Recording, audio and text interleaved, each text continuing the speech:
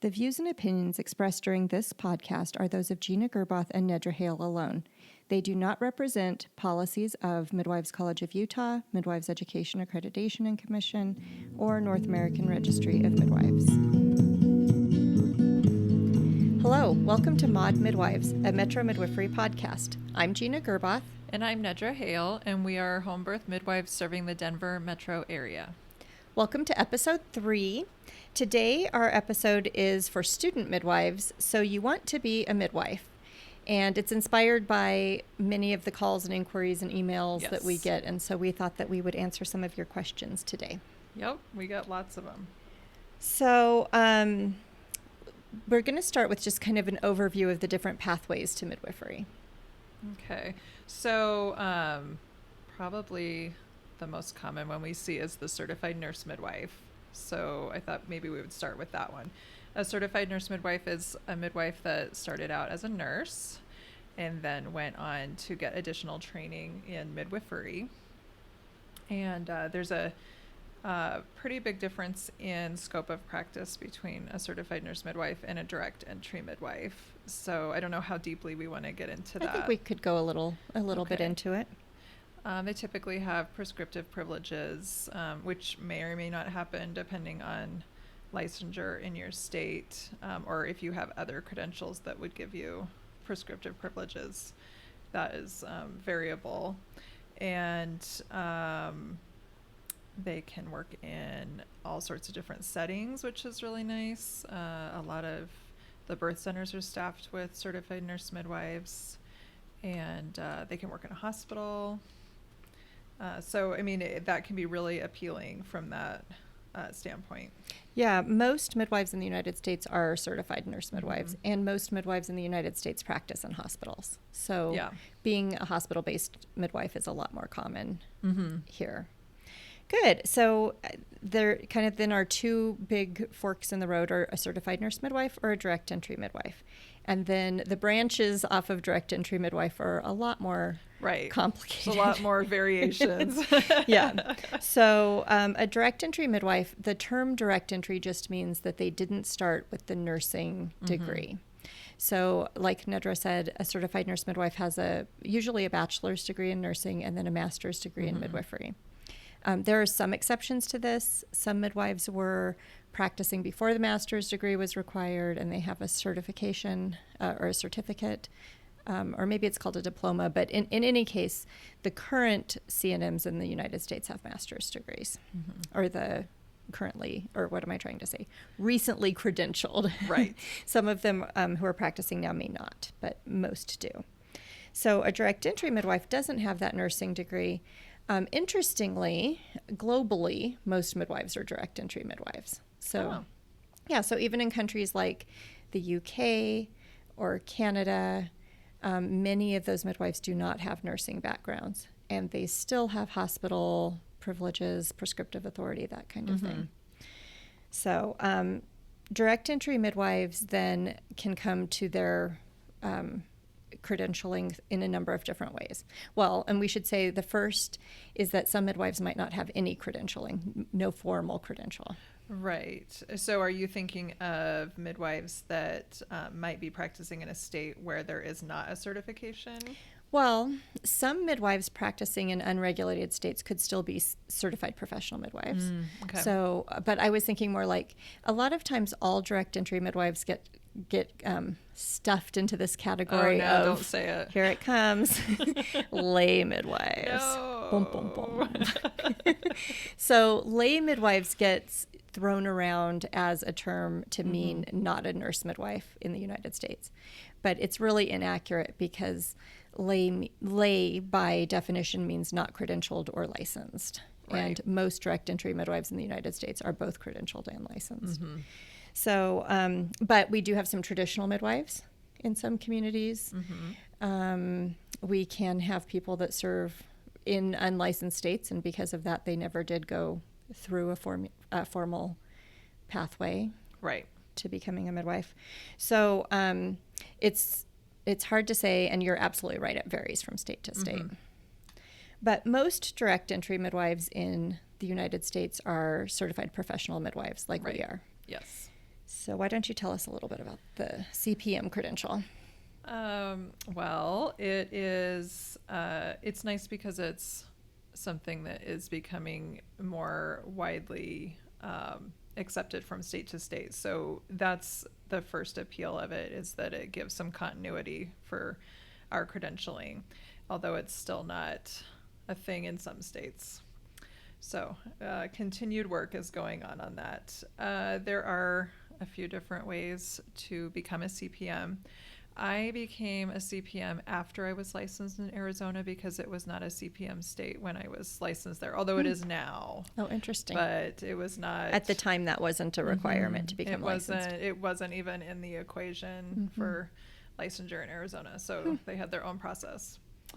And I don't know how many states are still like that. Do you have an idea? I should have looked it up. I do believe that there are, let me start by saying only 28 states license CPMs or direct entry midwives. So, you're going to have quite a number of states that don't necessarily have a CPM requirement. Okay.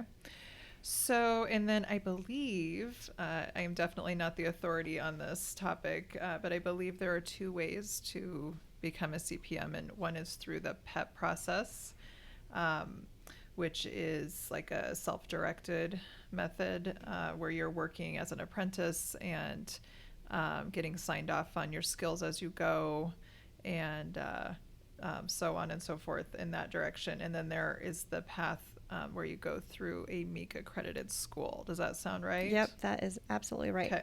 So PEP means portfolio evaluation process, and you kind of document your didactic progress and your clinical progress, and you are more responsible for documentation of that. Okay. We should mention the CPM credential is administered through NARM, North American Registry of Midwives, and so both of these are pathways through the NARM program. But instead of doing the portfolio evaluation process, you could choose to go to an accredited school, and Meek is the Midwifery Education and Accreditation Council.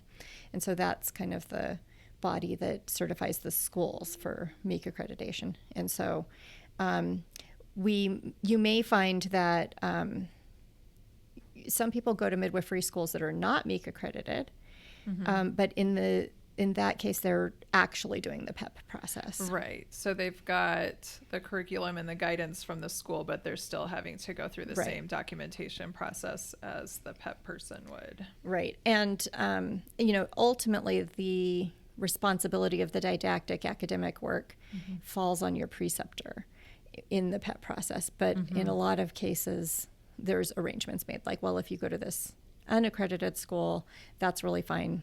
I just want to kind of know what you're doing, but basically your preceptor, your teacher, is responsible for making sure that you've met the basic requirements.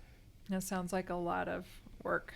Yeah. So I actually did the PEP process myself, and while it is accessible, you can. It's not free. I think sometimes there's some misnomers about that too. Yes. But it is, you don't have tuition. And in my case, I didn't have clinical fees. So my preceptors didn't charge me for clinic. So it was less expensive. That being said, it does, I think, let me just phrase it like it will work for some people better than it will work for other people. And so being self-directed and self-motivated is a really important aspect to being able to get through that. Know yourself. Right. And also what's available in your area is probably important. Yeah. And one word about unaccredited schools, just kind of a cautionary tale, is that sometimes you can pay as much tuition to an unaccredited school and they can actually not make it through. So they can be dissolved before you finish your studies. And that has happened to a number of people. We had a school here in Colorado dissolve. I don't know if dissolve is the right word, but disband. And people were left needing to start over again, which was difficult for them. So a Meek accredited school would have an advantage of having a little more stability. Okay. So the Meek pathway is, so it's not completely different from the PET pathway in that you still need a preceptor. Your clinical education is still guided by a mentor midwife. And so you can't escape that apprenticeship, right? if you want to become a direct entry and midwife. It's just such a part of midwifery too, to be It is. an apprentice. But the thing that's appealing about going the Meek pathway to me, in theory, is that it seems like it would be more structured and that would work better for me. Yeah. And depending on the school, there's a number of different structures. So some schools are brick and mortar where you actually go in person and go to class. And some are either correspondence or, a little bit more not so interactive.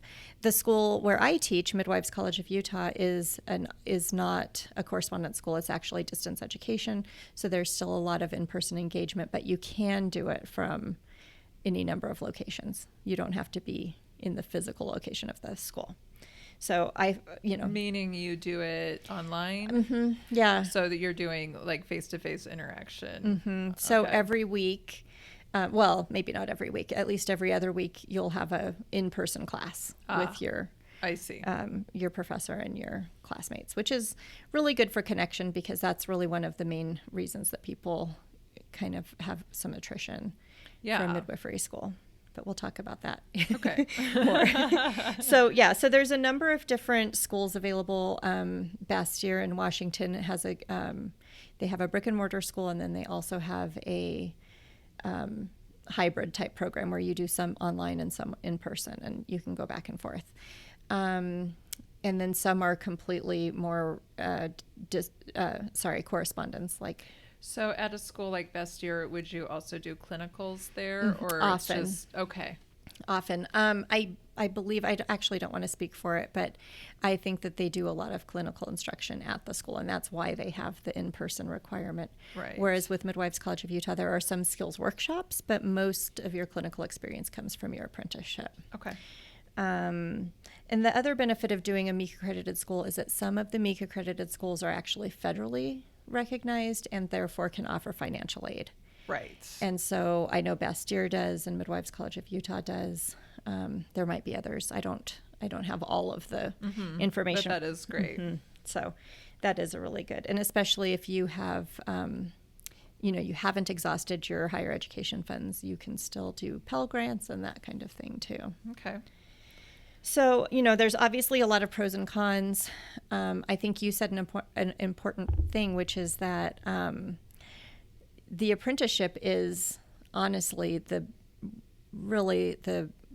critical piece of getting that hands-on right. No experience. matter what, it's still yeah. And certified nurse midwives also have clinical placements, but they tend to be set up more like they are in the hospital, where they're rounds and or not rounds, but they do certain periods of time in different facilities. But now, not all certified nurse midwifery students will have out-of-hospital clinical experience by the time they graduate, right? Because it's easier to get in hospital placement. Yes.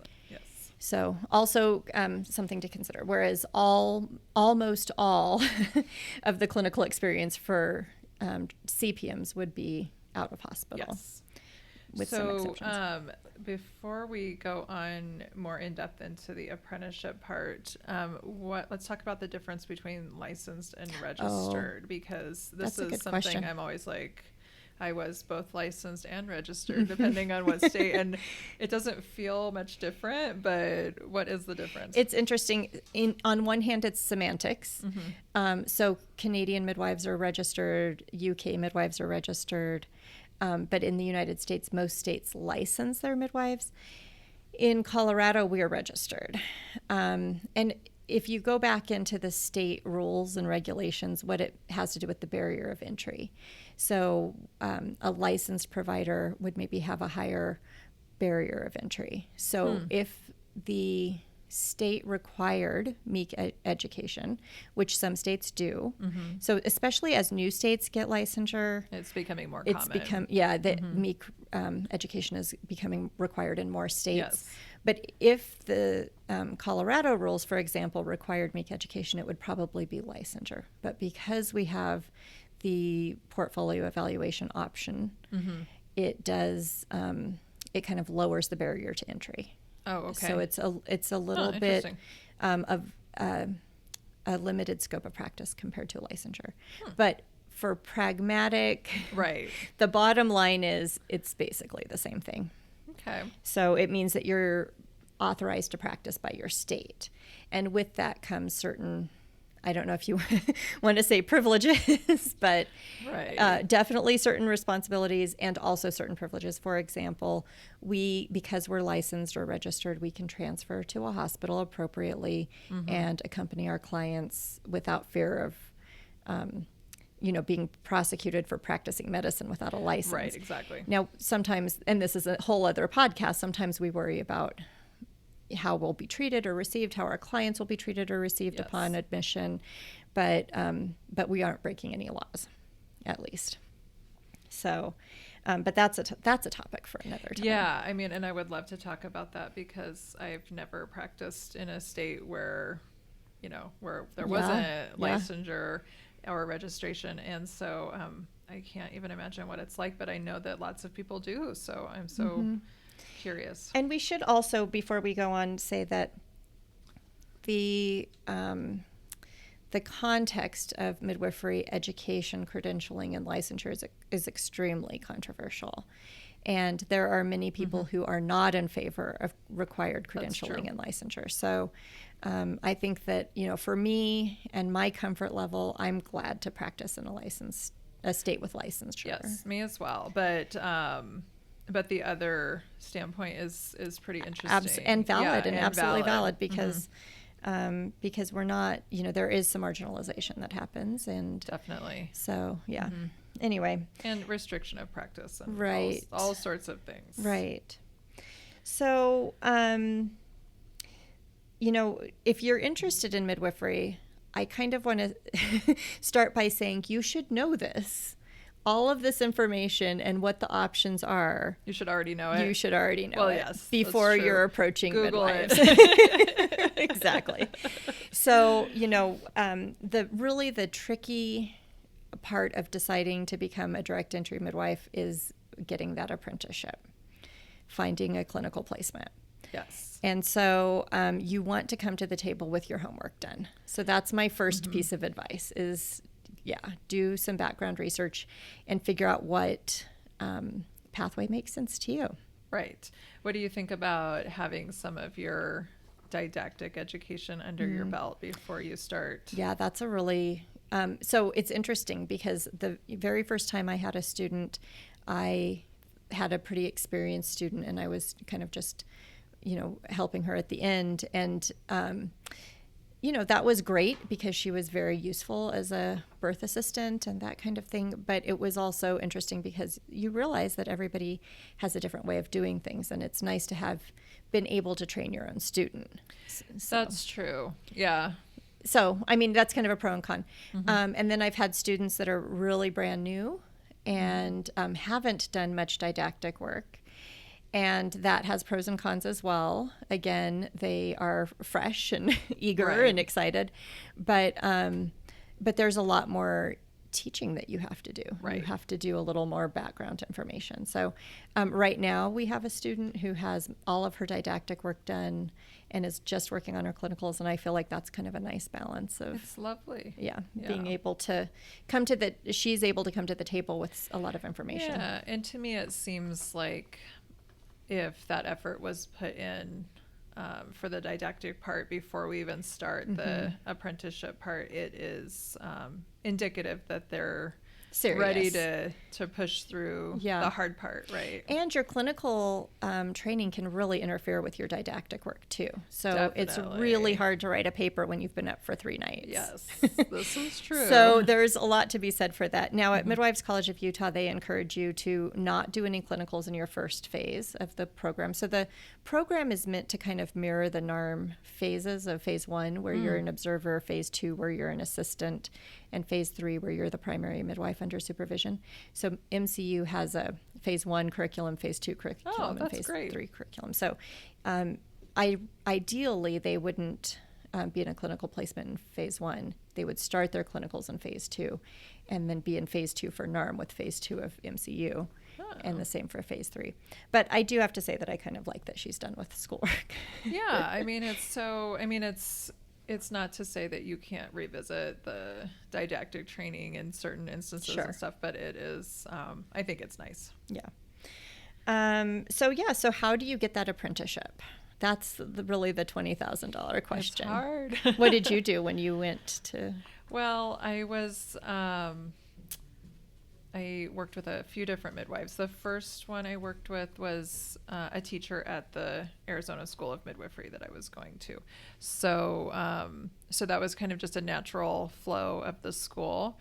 My second 2 preceptors, I had known them because they were my midwives. Mm-hmm. And so that again was just a really natural fit. They knew I was already interested in midwifery and had done a large part of my schooling already. And so it was more of a question of timing and taking an opportunity when it was there for me. So I would say in my case, it wasn't very hard, but I know that it is so hard for a lot of people.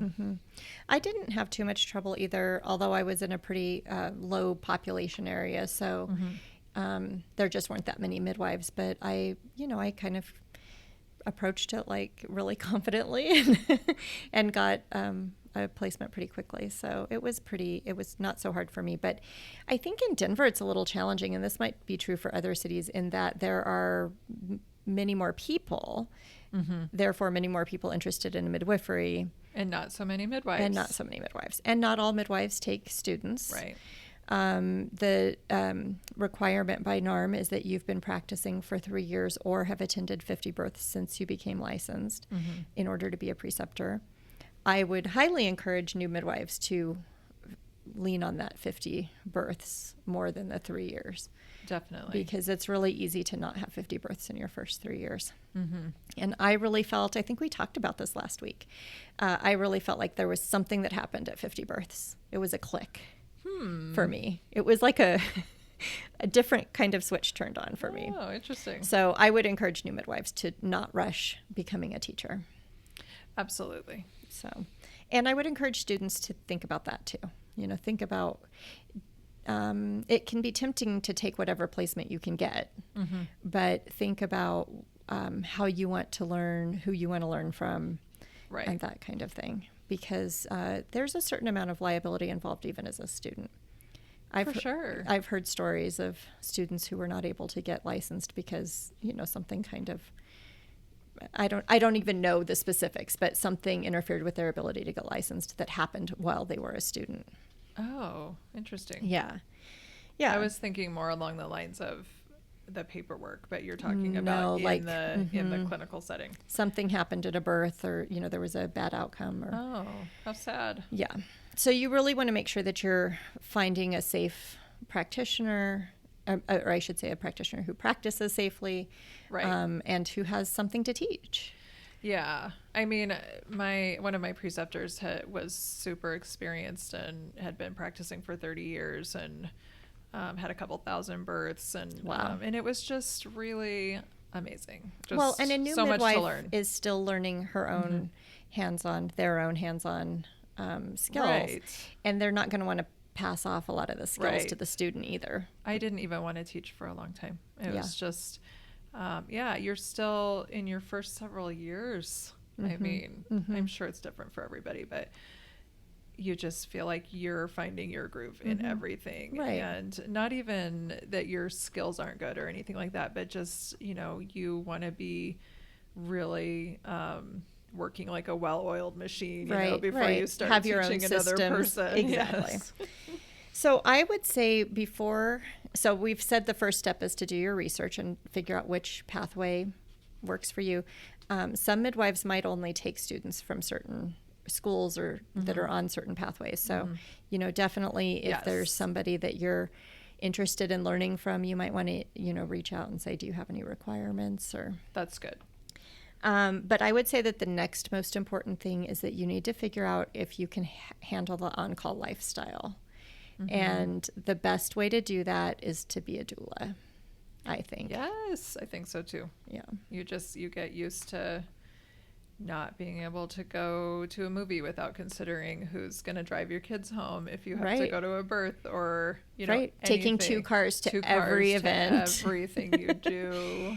Not sleeping for 2 nights in a row, getting interrupted and all of that stuff. So it's not about being able to provide labor support. I think it's great to be able to provide labor support because that makes you a valuable asset to the team. Definitely. But the most important thing is, can you make this lifestyle work for you? So again, you're going to want to attend like 20, 25 births probably to figure out if this is something you can keep up long term. 3 births are not going to do it. You're going to be too excited after 3 births. Yes. You need to lose some sleep. It's so quaint to be to feel the sensation of not sleeping. Like, oh, no. Isn't that cute? No, it's not. It's horrible. You mentioned the kids and the family. Like, what is your family like? Do you have a baby? Do you have older kids? Do you have a 24/7 on-call child care provider if you do have to leave at crazy times? As a student myself, that was by far the hardest part of the whole thing, is childcare. And eventually we got to a place where my husband at the time had to just stay home with the kids because it was impossible. It was just, but I know some other people in birth make it work with some kind of on-call childcare system, but I could never access anything like that. It was just not, I didn't have family close by. And that's the thing. It can be really very last minute. I mean, you need to be able to be on the road almost immediately. Within 15 or 20 minutes, you need to be able to leave your house. And so that's tricky. Like, how is that going to work? Good. Let's see. So, and then the other piece of that is financially. So what's difficult about this on-call lifestyle is that it's hard to have another job. Yes. And again, I know some people make it work, but I cannot even imagine how you would make it work. It's so... You'd have to have a very flexible employer. And so most apprenticeships, I'm hazarding a guess. This is not anything that I've researched. I would say most apprenticeships are unpaid, but you don't have to pay for them. That's very typical. So you're not necessarily paying for your clinical placement, but you're also not being paid for your clinical placement. And I don't know if that is true everywhere, but that's certainly true for any apprenticeship I've known about. It's pretty typical here. And, you know, part of there's a lot of reasons behind that, but it's, you know, part of your education. And as hard as the on-call lifestyle system, on-call lifestyle is, it also is somewhat flexible. You don't have to go out every night. And so, you know, you can you try to take advantage of the times that you do have. But if you had another job to consider on top of that, it would be, it could be difficult. So think about, you know, it's really, if you have a partner, it takes a really dedicated partner to help you through this process too. Definitely. Because you might be financially not contributing for a good amount of time. At the very least in your phase 3 where you're primary under supervision, it would be nearly impossible to have another job. Yeah. And you need, I mean, not only financially, the support of of your family is so important because it's stressful. It may seem silly when you look, and to me it is, you know, when you look at, well, there's a person having a baby, which outweighs whatever else we're doing, right? Well, you're checking groceries. You know, your kids may not feel the same way because we were supposed to go to do something special that day, or your spouse may not feel that way because, like, for the same reason, you know, or your partner, and it's, you know, so. Yes. And I mean, I've literally left people at the store where we've been shopping and I'm like, okay, I'm out. We've got to get out of here. I've got to go to a birth. Yes. And I have to take the car, by the way. Yes. So you know, Uber home with all the groceries. Yes. I mean, now we can call an Uber. Yeah, right? we couldn't we couldn't back in the day. My poor husband has had to Uber home from a lot of locations. Yeah, so support is critical, and there can be something that happens where your partner's supportive at first and it wanes over time. It gets tiresome. Wears off. So but talk then about you have the long haul. flip side of eventually, hopefully, crossing your fingers, right? Hopefully it just becomes a thing that is normal in your life, that you just have to have a backup plan for everything, and it's not so stressful. Everybody just knows. Yeah, right. And that's kind of what I was saying too. Like, it really does, you learn to live with the lifestyle, I think. Yes. And you learn to take advantage of the pros of it. So some tips on finding a preceptor. What would you, if you were advising a new student here, what would you tell them first thing? I would say that somehow becoming a part of the community would be really important. So that can be starting with being a doula, like what you've already said. But as a doula, you could maybe join the state midwifery organization and go to the conferences. And I think meeting all the midwives that you can meet and getting to know them would be really important. Yes. That's not how we are usually contacted, though. No, it is usually by email, occasionally by phone, and somebody we don't know at all. Yeah, never met. And that kind of leads me to another thing. So, for example, we have a lot of skills workshops, and we're going to start research roundtables where we're going to get together every month and talk about research. And if we have all of these events, we have free lactation group, we have a meet and greet every week. If we have these events and we've never met you, it's not it's not that going to offer that personal connection that we really need to be able to get to know somebody. Yeah. I mean, so that goes into the effort part of it is just putting yourself out there into the community to. Yeah.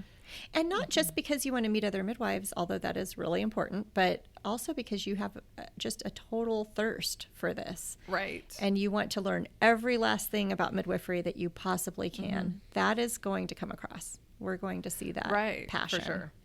That's really important. So let's say don't cold call. Try to meet people in person, find those opportunities, and try to reach out. And connection is so important, and we're losing it in this digital age. Definitely. That's time for another podcast, too. Yes. I think we've come up with two. Connection. Yeah. And check out almost every midwife has a webpage. So check out their webpage and see what events they have. And sometimes there's barbecues that are open or. Yeah.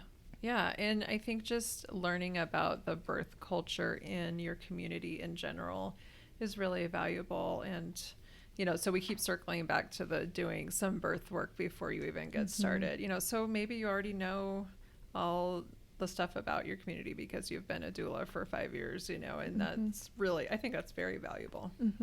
Yeah, absolutely. And there's also you said state organizations. There's also national organizations you could get involved with. So there's lots of volunteer opportunities, and those organizations need the energy of new students for sure. Right. They want the help. You might consider when you contact midwives, or not even contact that initial contact, but as you've met some midwives, you might consider volunteering to do some work for them. Again, we don't want to perpetuate this idea of taking advantage of free labor. Oh, yeah, for sure. But you do want to kind of make yourself available. And it wouldn't have to be anything like, I'm not saying babysitting or cleaning your house or anything like that. I'm talking about maybe you could help with social media efforts. Volunteering is a completely valid thing to do. I used to volunteer at the library. So consider some volunteer time, and it gives you, it's the whole idea of an internship, right? Like we do our internship in college so that we can get a job offer at the end of it. Yes. So, I would say put some effort, put some effort out there. And like, what can you offer to the practice that you are wanting to be involved in? Yeah, exactly. I use the social media example because a lot of midwives are not millennials. True. Many of us are Gen X's, and there's still some boomers around. And the social media thing it's kind of new for a lot of midwives, and many. And it's time consuming. It is time consuming, and many students are interested, or really knowledgeable. It's like that tech native thing where you know what to do. Right. You have a different. Whereas we might have to look stuff up and figure it out. They might up know all about it already. Mailing lists and things like that. You can probably do it 20 times faster than some of us can. Yeah. So, but also things like coming in, asking if you can, help with filing or their office work, that kind of thing too. So right. And don't expect, if you do get, because most midwives will sort of try out a student for a little while and have a probationary period. Yes. Don't expect that you're going to get to go to 6 births in this probationary period. Right. Keep your expectations realistic. Yes. I know that for a long time I required my students to go to all the prenatals before they could go to that person's birth. Oh. So when they started, they started with their first prenatal. A really long So, it was 6 months before they went to a birth. Wow. I don't require that anymore. How long was it before you went to your first birth? I started going to births right away, but because it was through the school, it was on a rotation. Oh, so I didn't necessarily go to the births. Was there a birth center as at that time? placement? No, but now there are quite a few birth centers with clinical opportunities for that CPMs work in, and but when I started, the only birth centers we had were ones for CNMs. Oh, okay. So which is how it is in Colorado right now. Yeah, exactly. So I think probably the clinical opportunities are greater now, but so we would rotate around, and so I might see somebody in their pregnancy and not go to their birth, but it was pretty normal. The other thing to consider, so speaking of birth centers, you might need to travel for some of your clinical placement. That is a really good point. I tried to grasp that thought a few minutes ago and lost it. But yes, there are, it can be really hard to get all the clinical experience that you need in the time that you need it, especially if you're going through a school. There's just some time restrictions. And so... I don't know. What are the current rules for getting your clinicals at birth centers? There's no prohibition if they're United States-based birth centers. Okay. NARM has really tightened up the overseas birth center placements. I knew I had heard something. Okay. You would want to double check with NARM for the specifics, but most are not allowed anymore, although some schools have overseas placement opportunities. So, for example... so the school, if you're enrolled in a Meek accredited school, the school is the one who's signing off your clinical experience, not your preceptor. Your preceptor signs off what they did for the school, but the school is ultimately saying, okay, this person has met the requirements. Gotcha. So the schools are allowed to have some arrangements with different overseas placements. So it does vary. There's still a fair amount of variation. But if it's a U.S.-based birth center, you are absolutely free to get your clinical experience there. It might not meet the continuity of care requirements. Right. Okay. That makes sense. There's a certain number of births that you need to do where you've done a certain number of prenatals, the birth and postpartum visits.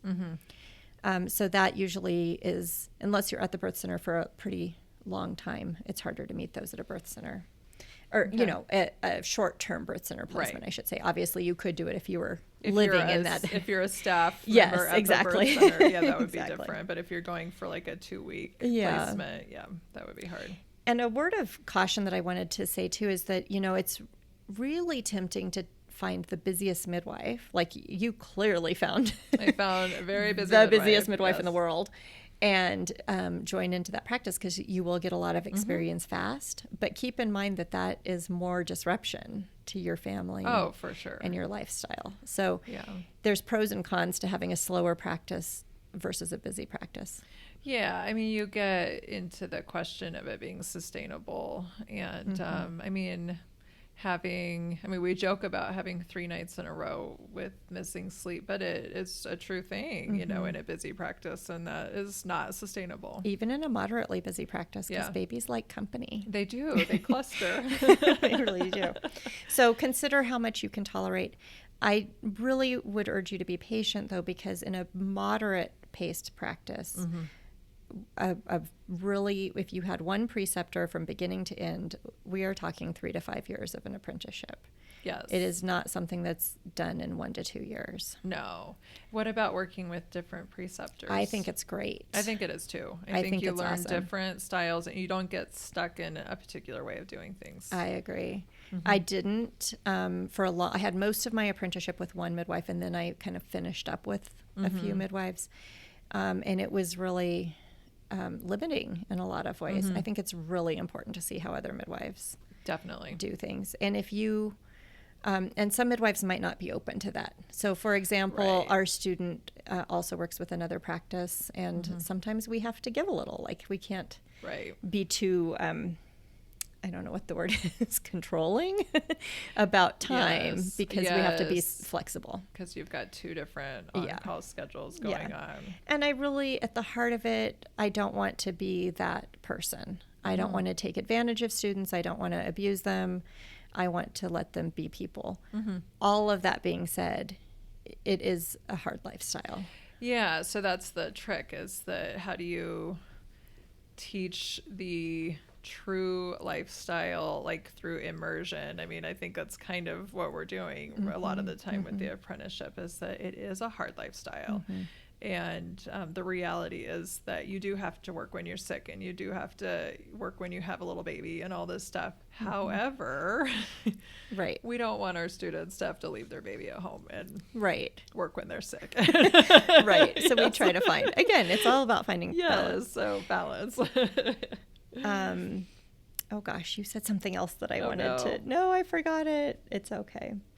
So patience is really important. Remember that there's limited placements. And so the chances of you going to an event, asking somebody if they need a preceptor, having kind of not really finding anybody, or need an apprentice, I'm sorry, not finding anybody right away. Yeah. That doesn't mean that it's not going to change in 3 months. You know, I've Sure. definitely told people no. Our current student, for example, Oh, really? that I wasn't taking students. And then 3 months later, I thought, you know, I could use some help over the summer. So I'm willing to think about this again. And, you know, so things change. The situation changes. Somebody Definitely. might have a student, and then that student leaves, and then they have an opening. So be a little persistent. Have some patience and persistence, I Yeah. would say. Yeah. And, you know, mostly just remember that it's one of those things that when it's the right fit, when it's the right we spend a lot of time together. Yes. The personalities do need to mesh, Yes. because it is a very close relationship. Yes. It is almost like having a partner, or having a, you know, really good friendship or something. Like we Yeah. spend a lot of time together. So when you wait for that right fit, and you kind of wait until it seems like it's clicking, it's probably going to be a much more rewarding experience. Yeah, it's probably going to work a lot better. Yeah. Because we're all people, and we all have personalities. And as the preceptor, we need to trust that you've got our best interest at heart. And as the student, you need to trust that we're going to be forthright with you and give you constructive feedback. And, Right. you know, there's a lot of trust and patience and encouragement. And, you know, it's a relationship, I think, is basically what I'm saying. Right. And so It's you so want to true. wait until it's the right relationship. And it will happen. And there's ways that Yeah. you can make it happen. Yeah. But it sometimes doesn't happen on the timeline that you think it's going to happen on. Requires some patience. So just like birth is an ultimate lesson in Yes. surrender, Maybe it's like a big... a big birth. Yes, you start early and you're excited, and then it starts getting kind of hard. Yes, You go through that's transition great. and you maybe almost quit. Yes. And then you have a baby and you're a midwife. So Yes. A lot of people in birth, by the way, do quit once or twice. It's hard. Yes. So, and then you just, Yes. you know, you come back to it if you want to, but a lot of people do. brush the dust off. Yes. Get back on that horse. Yes. So. All right. Well, that is it for our episode today. You can find us at www.modmidwives.com. You can also find us on Twitter and Instagram, Facebook, at Metro Midwifery. Yep. Next week, we will be talking about newborn screening, because September is National Newborn Screening Month. Yay. So we hope you'll join us next week, and have a great week. All right. Bye.